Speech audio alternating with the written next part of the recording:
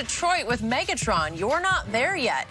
For his part, Schwartz told reporters that he was definitely just trying to compliment Metcalf, but the Seahawks receiver wasn't having any of it, tweeting out the classic MJ Last Dance meme, and I took that personally.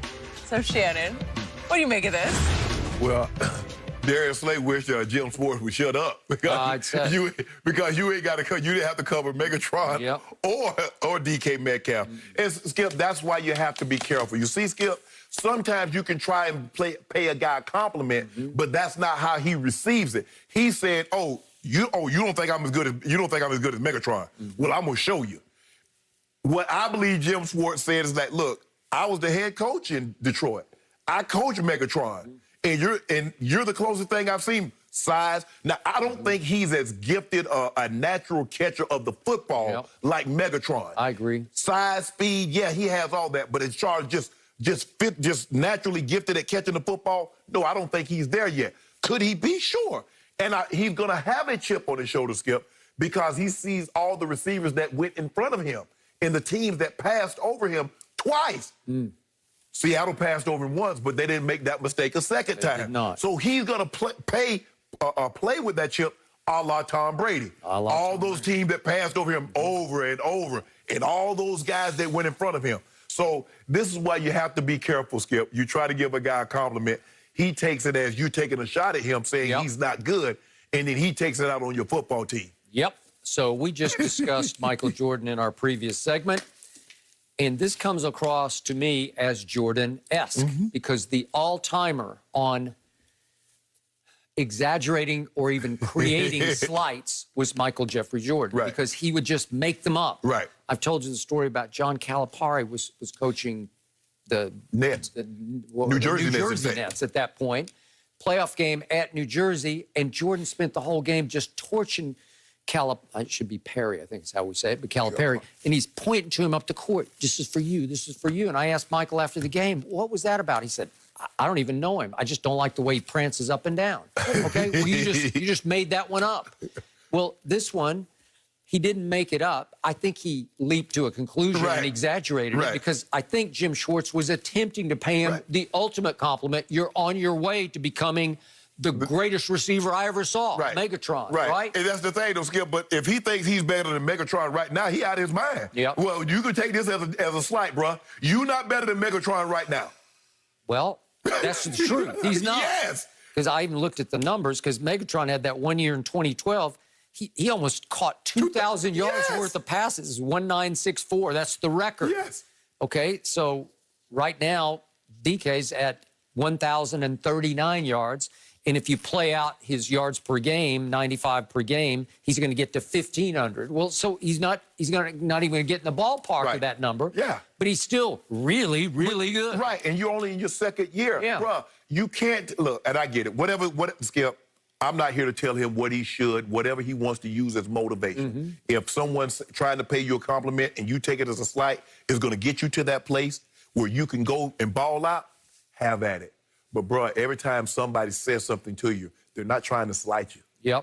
So, back to your original point, Jim Schwartz has some Bruce Arians in him because he's got a big ego, and he had some moments of success as the head coach in Detroit, and then it completely flamed out. But he can be a little nutty sometimes and go a little crazy and lose his mind.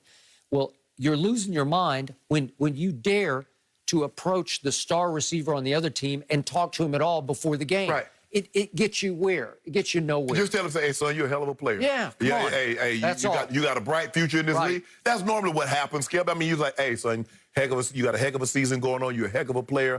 Continue success and keep it going. Don't offer no comparisons between, this or that. Because more times than not, DK Metcalf is not the only guy. Most guys will take that as a slight. I can assure you. I mean, now, Aaron Donald, I don't think he'll say, well, man, I see a lot of Warren Sapp and a lot of Johnny Randall in you.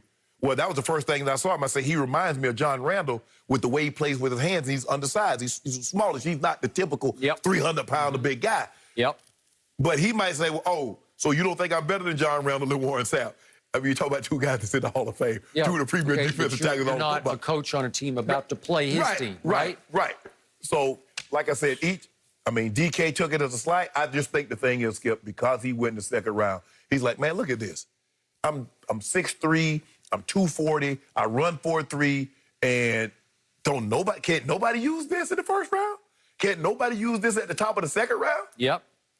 Well, and J.J. Arcega-Whiteside went in the second round. He went before him. But he went about 7 slots before him. Yeah, 7 before. And last year, in his rookie year, he caught 169 yards total worth of passes. That man caught 177 He was 177 last night, and that was for you, J.J. And that's right? But Skip, if you're trying to get Carson Wentz, think about what Andy did for Mahomes. He had Tyreek. He go get Mecole Hardman. He had a running back. He go Clyde Edwards-Helaire. Yep. He just tried to add weapons, and I'm going to give him more weapons. By the way, Mecole went before DK went also in the second round. Right. So just for those who have lost track, Hollywood Brown goes in the first round at 25. Then N'Keal Harry goes at 32, late first round. Then here comes Debo. I like Debo Samuel. So do I. Right. I love him. And I love A.J. Brown. Right. He's starting to dominate, right? Didn't they play at the same school? Did they both play at Ole Miss?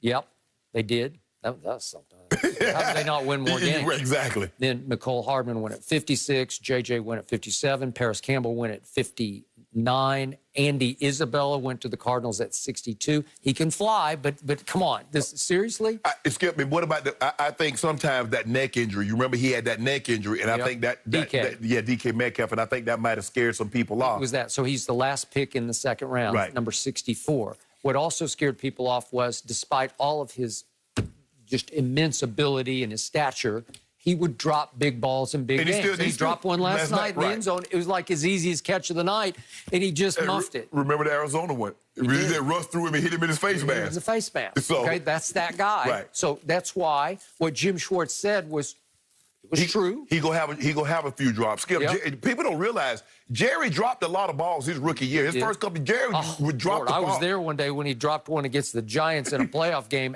He just dropped a touchdown. And then all of a sudden he dropped nothing. Yeah, because they got blown off the field. They got the doors blown off of that. And I think that was '86, if I'm not mistaken. And because the Giants went on to win the Super Bowl that year, they beat the brakes off the Broncos. And it seemed like the score of that game was like 55-3. But DK got a promising career. He does. He's in a great situation. With the exception of Skip, who else could have...